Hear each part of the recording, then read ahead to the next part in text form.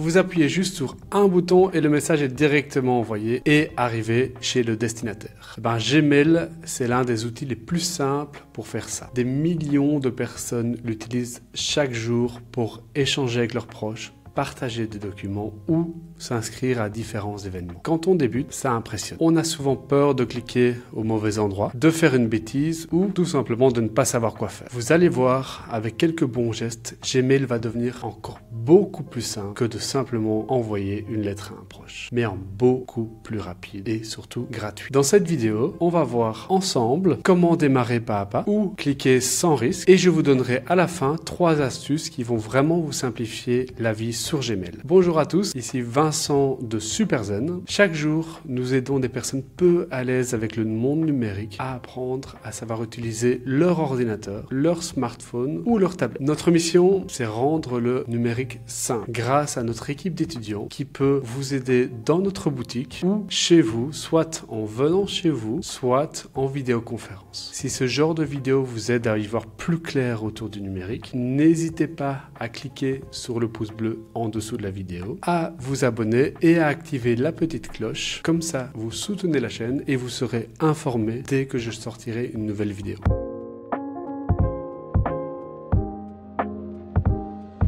Alors, qu'est-ce que c'est ce fameux Gmail? On peut le voir comme une boîte aux lettres, mais sur votre écran d'ordinateur, de tablette ou de smartphone. Au lieu de recevoir des messages dans votre boîte aux lettres, les messages arrivent simplement sur votre ordinateur. Gmail a été créé par l'entreprise Google en 2004. Au début, c'était un tout petit service, comme une agence postale qui venait d'ouvrir. Mais très vite, des millions de personnes s'en sont servies parce que c'était simple, pratique et surtout gratuit. Aujourd'hui, il faut savoir que plus de 1,5 milliard de personnes utilisent chaque jour Gmail. C'est devenu un peu comme la grande poste numérique. On s'écrit, on envoie des photos, des nouvelles, des documents et le tout en quelques secondes, peu importe où vous habitez dans le monde, même d'un bout à l'autre du monde. En résumé, vous n'êtes pas seul. C'est un service largement utilisé et approuvé. Et surtout, on peut l'utiliser en toute sécurité avec quelques bonnes habitudes. Et justement, on va voir maintenant et très simplement comment créer votre propre adresse Gmail pour pouvoir vous aussi commencer à envoyer et recevoir des messages. Alors maintenant, nous allons voir comment ouvrir Gmail et créer un compte.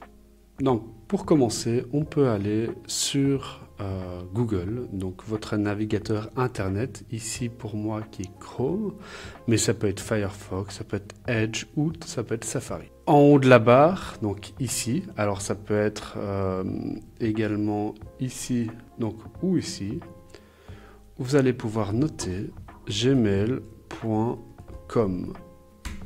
Alors on se retrouve ici sur la page Gmail qui explique dans les grandes lignes ce que c'est Gmail et vous voyez un petit bouton qui est ici, qui est créer un compte. Alors je ne sais pas si vous avez déjà un compte ou si vous devez en créer un. Ici, je vais vous accompagner pour en créer un. Maintenant, si vous avez déjà un compte, vous pourrez cliquer sur le bouton se connecter qui se trouve ici. Pour créer un compte, il suffit de cliquer sur créer un compte. Vous devez choisir si c'est pour votre usage personnel ou si c'est pour le travail ou mon entreprise. Je vais faire pour mon usage personnel. Alors, il est demandé ici de noter son prénom. Donc, je vais faire un compte pour moi. Et son nom. Bon, ici, c'est facultatif, mais vous pouvez mettre le, par exemple. La date de naissance. Alors, ma date de naissance, c'est le 26 du 9 1988. Et ici, on peut mettre que je suis un homme. Vous faites ce que vous voulez. Gmail nous propose quelques adresses email. On voit ici vincent726@gmail.com. Personnellement, je préfère en créer une. Donc, vous cliquez sur créer votre propre adresse email. Alors, on voit cette première partie ici, qui est l'espace où vous allez pouvoir mettre votre nom, votre prénom ou certains numéros, certains chiffres qui vont vraiment vous identifier. Après, on voit un arrobas et puis un gmail.com. @gmail.com, ça veut bien dire que c'est une adresse email qui appartient à Gmail. Donc, ça va vous permettre de vous connecter sur votre boîte mail Gmail, mais sur une multitude d'autres outils Gmail Je pense par exemple à Google Sheet, Google Doc ou toutes des choses comme ça. Je ferai d'autres vidéos pour vous en parler. Ici, vous allez mettre votre adresse email que vous souhaitez créer. Donc, le plus facile, c'est mettre votre nom, votre prénom ou inversement. Et puis, une série de chiffres. Comme ça, on est sûr d'avoir une adresse qui n'est pas déjà utilisée. Si c'est déjà utilisé, il le dira, comme il le fait ici, juste en dessous. Donc, Vincent Leroy, 1, 2, 3, 4, 5, 6, 7, 8, 9. Voilà. Donc là, vous pouvez vraiment mettre l'email que vous souhaitez, le nom, prénom, et puis après un chiffre. Voilà, ça, essayez 2-3 fois pour voir ce qui est encore disponible. Comme je disais au début de la vidéo, il y a plus d'1,5 milliard de personnes qui se connectent sur Gmail chaque jour. Donc imaginez-vous, il y a déjà énormément d'emails qui sont déjà pris. Donc voilà, il faut un peu adapter son nom, prénom pour avoir un email qui est encore disponible. Alors ici, je vais mettre un mot de passe. Donc par exemple... alors ça c'est très important et je ferai une autre vidéo par rapport aux mots de passe pour pouvoir sécuriser ces mots de passe parce qu'on se retrouve à mettre des mots de passe un peu partout sur plein de sites. À un moment on les perd, alors on peut les écrire sur une feuille, ce qu'on voit beaucoup des personnes qu'on aide font, mais voilà, à un moment ça devient compliqué d'avoir 10, 20, 30 mots de passe. Avoir le même mot de passe pour chaque outil, ça devient aussi une question de sécurité ou si quelqu'un vous vole votre mot de passe, il pourrait accéder à tous vos outils. Donc pour ça, nous on conseille un coffre-fort de mots de passe, mais je ferai une autre vidéo pour en parler. Donc ici, je vais mettre un mot de passe qui va être bonjour 0011. J'effacerai ce mot de passe bien sûr après. Bonjour 0011.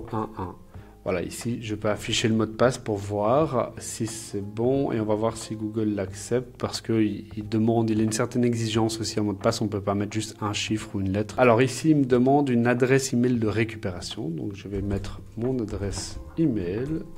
Hop. Si vous n'en avez pas, vous pouvez tout simplement ignorer. Alors, il me demande mon numéro de téléphone. Ça permet, dans le cas où vous perdez votre mot de passe ou autre, c'est un moyen de récupération du mot de passe. Donc, voilà, vous pouvez mettre votre numéro ou vous pouvez ignorer. Ça, c'est à vous de choisir. Voilà, il me confirme les informations du compte et je fais suivant. Voilà, ici, on arrive sur Gmail. Alors, on a une petite notification ici qui nous explique des smart features. Voilà, personnellement... je ne vous conseille pas. Pour le moment, on verra ça une autre fois. Et je peux mettre turn off, donc c'est désactivé.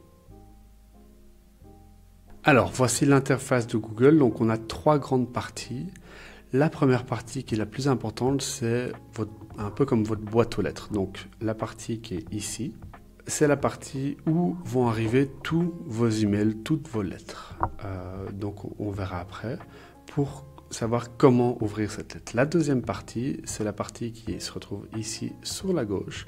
C'est une partie avec des dossiers. Alors des dossiers qui peuvent être automatiques, comme vos spams, j'y viendrai un peu plus tard, mais aussi comme les brouillons. Donc quand vous commencez à écrire un email, un peu comme votre lettre, mais que vous n'avez pas fini, vous ne l'avez pas encore envoyé, elle va se mettre automatiquement en brouillon. Et on va avoir la partie dans les dossiers qui sont les libellés, c'est un peu comme vos fards, vos classeurs, où vous allez pouvoir trier vos lettres avec des lettres qui vont plus être pour la famille par exemple, des lettres plus administratives, etc. La dernière partie et la plus importante, c'est le bouton ici qui vous permettra d'envoyer un nouveau message. Alors on va commencer par la première partie de lecture d'email quand vous recevez un email. Donc comme je vous ai expliqué, il arrivera ici. Pour l'ouvrir, il vous suffira juste de mettre votre souris dessus et de cliquer dessus. Et donc dans l'email, on va pouvoir voir la première partie qui est l'objet. Donc l'objet, c'est un peu ce qui résume l'email. Donc on va voir juste après, mais quand on envoie un email, il est toujours demandé un petit objet donc, que les personnes verront en premier avant d'ouvrir l'email. Et puis on verra le corps du texte. Donc voilà, ici je me suis envoyé un petit email pour l'exemple. Voilà, mais c'est ici et c'est comme ça que vous allez pouvoir lire les emails que vous allez recevoir. La deuxième partie, comme je vous ai dit, c'est les libellés. Donc ici on a un libellé et on va pouvoir mettre par exemple un nouveau libellé, une nouvelle farde qui va s'appeler par exemple famille, mais ça peut être administratif. Vous allez pouvoir créer et il va se retrouver ici. Alors là, je viens de cliquer sur famille, donc un peu comme une farde. J'ai acheté une farde, j'ai écrit dessus famille, mais pour le moment, il n'y a pas encore de lettre d'email dedans. Donc, je retourne dans ma boîte de réception qui est ici. Hop, j'ai mon email qui pourrait par exemple venir d'une personne de ma famille. Et si je veux le trier, si je veux le garder, ça peut être un email important, ça peut être un email avec des photos ou autre. Il me suffit de cliquer dessus, de tenir enfoncé et de venir le glisser là. Alors maintenant, comment envoyer un email? Pour envoyer un email, il vous suffit de cliquer sur le bouton Nouveau message. Hop là. Dans la box qui vient de s'ouvrir, on va avoir plusieurs parties très importantes. La première partie, c'est le petit A. Donc A, c'est tout simplement la personne à qui vous souhaitez envoyer l'email. La deuxième partie, c'est la partie objet. Comme je vous ai expliqué juste avant, un objet, c'est un peu le résumé en quelques mots de votre email. Et la troisième partie ici, ça va être le corps de votre texte. Donc, quelle information vous souhaitez envoyer à la personne. Donc, je reviens sur la colonne A. La colonne A, il va falloir mettre un email. Donc, il faut connaître l'email de la personne à qui vous souhaitez envoyer ce message. Donc, moi, par exemple, je vais mettre un email, laura.neva@gmail.com. Hop, et je peux sélectionner là. Le deuxième, c'est l'objet. Alors, on peut l'écrire des fois après. Voilà, des fois, on a envie d'écrire d'abord le texte et puis après faire un petit résumé. Ça dépend. Je peux mettre coucou, mais ça, c'est à vous de voir. Et après, je fais le corps du texte. Bonjour Vincent, voici un petit test pour ma vidéo YouTube. Et on signe l'email par son prénom, son nom, son numéro de téléphone, ce que vous souhaitez. Une fois que vous avez écrit l'email, vous allez pouvoir cliquer sur Envoyer sur le bouton là. Et l'email partira instantanément chez la personne à qui vous l'envoyez et il pourra le recevoir sur son outil, que ce soit son ordinateur, sa tablette ou son smartphone. Alors maintenant, je vais vous montrer 3 astuces. Une fois qu'on maîtrise bien, comme vous avez vu, comment lire un email, comment envoyer un email, comment trier ses emails, on va pouvoir aussi rechercher un ancien email. Imaginons que ça fait des mois ou plusieurs années que vous utilisez Gmail et il y a un email que vous souhaitez retrouver. Eh bien, vous allez pouvoir avoir la barre de recherche qui se trouve ici où vous allez pouvoir taper des informations pour trouver votre message. Alors, le plus simple, c'est de juste cliquer dessus et puis mettre par exemple le nom de la personne. Donc, en l'occurrence, ici, je vais mettre Vincent et on voit qu'il va venir me rechercher tous les emails reçus par Vincent. Maintenant, vous pouvez aller beaucoup plus loin que ceci en cliquant sur le petit bouton ici de paramétrage. En ouvrant ces paramètres de filtrage, on va pouvoir mettre de quelle adresse email c'était envoyé, à qui, quel était l'objet, et donc une multitude de choses, à quel moment ça a été reçu, etc., etc., pour aider Google à filtrer. Alors ici, on voit bien, j'avais 2 emails, donc ça a été très facile, mais on peut se retrouver des fois avec 10 000 emails, donc ça devient très très compliqué de retrouver un email. Ici, ça permet de dire, ben voilà, j'aimerais bien retrouver un email de Vincent, que j'ai reçu en 2015, je pense que c'était entre janvier et mars, et ça me donnera tous les emails reçus de Vincent en cette période.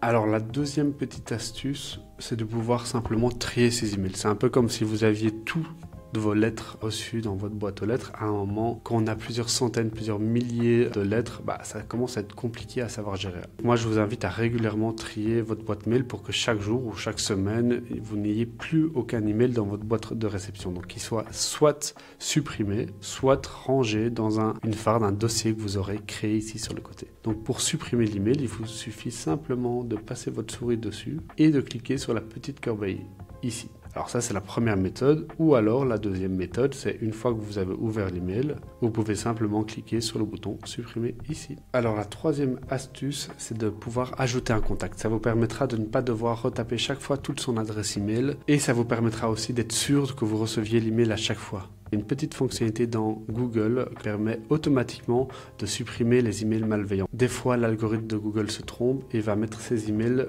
dans les spams. Donc les spams, c'est le dossier créé automatiquement qui va essayer de capter tous les emails d'arnaque pour ne pas vous les montrer et les cacher. Mais des fois, il se trompe. Pour s'assurer de recevoir tous les emails de vos contacts importants, moi je vous invite vraiment à créer chaque contact via le petit bouton qui est ici, qui est contact.